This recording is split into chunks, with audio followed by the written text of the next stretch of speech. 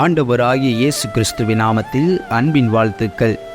ஒரு நாள் காசி நகரில் கல்வியில் சிறந்த இந்து சந்நியாசியுடன் சம்பாசிக்க சமயம் கிடைத்தது. நாங்கள் சம்பாசித்து கொண்டிருக்கையில் அவர் கூறியதாவது: சாதுக்கள் சந்நியாசிகளின் ஒழுக்க முறைகளை குறித்துள்ள முற்காலத்திய சட்ட திட்டங்கள் போற்றப்படத்தக்கவை.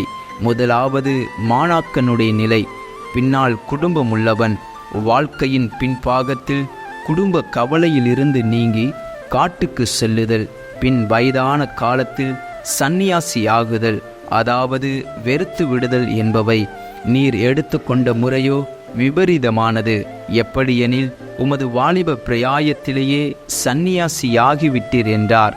அதற்கு நான், உங்களுடைய ஒழுக்க முறைக்கு நான் எதிராளி அல்ல. நான் சாதுவானதின் நோக்கம் உங்கள் நோக்கத்திற்கு முற்றிலும் வித்தியாசமானது. கண்ணியம் கிடைக்கும் என்றோ இரட்சிப்பை சம்பாதிக்கலாம் என்றோ நான் சாதுவாகவில்லை. உலகத்தின் இடையூறுகளின்றி சாதுவாக எளிய வாழ்க்கை நடத்தி கிருபையினால் என்னை இரட்சித்தவருக்கு ஊழியம் செய்ய வேண்டும் என்பதே எனது நோக்கம். எனக்காக தமது உயிரை கொடுத்தவருக்கு பலம் நிறைந்த என் வாலிப காலத்தில் சிறந்த ஊழியம் செய்ய வேண்டியது நியாயமல்லவா என்றேன். உம் சீடரில் ஒருவன் நன்றாய் பழுத்த மாம்பழத்தை கொடுப்பதற்கு பதிலாக சாறுமெல்லாம் உரிந்து எடுக்கப்பட்டு தோலும் கொட்டையுமானதை உமக்கு கொடுத்தால் என்ன சொல்லுவீர் என்றேன். உடனே அவர், அப்படிப்பட்ட செய்கை மன்னிக்கப்படத்தக்கதல்ல, அது அவமானப்படுத்துவதும் போக்கிரித்தனத்தின் உச்ச நிலையுமாகும் என்றார்.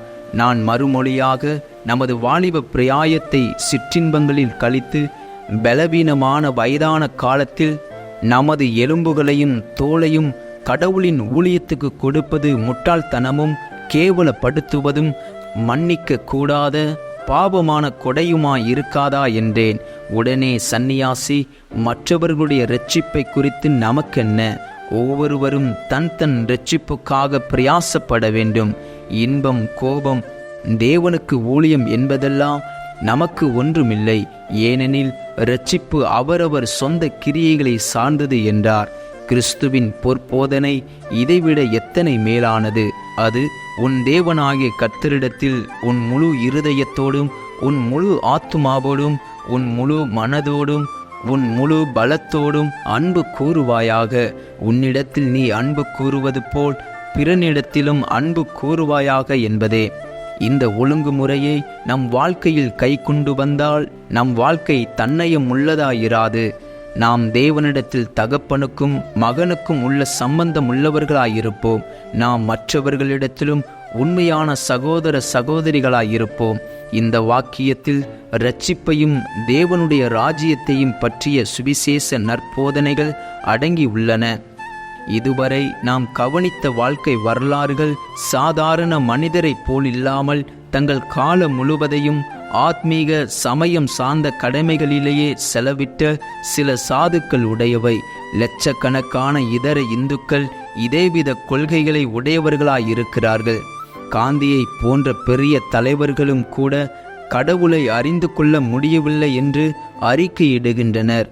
காந்தியடிகள் எழுதிய தமது சுய சரிதையில், நான் இன்னமும் கடவுளை கண்டுபிடிக்கவில்லை, ஆனாலும் அவரை தேடித் திரிகிறேன். நான் அவரிடத்திலிருந்து அதிக தூரத்தில் இருப்பது ஓயாத வேதனையாயிருக்கிறது என்கிறார். ஆமேன். கர்த்தர் தாமே உங்களை ஆசீர்வதிப்பாராக.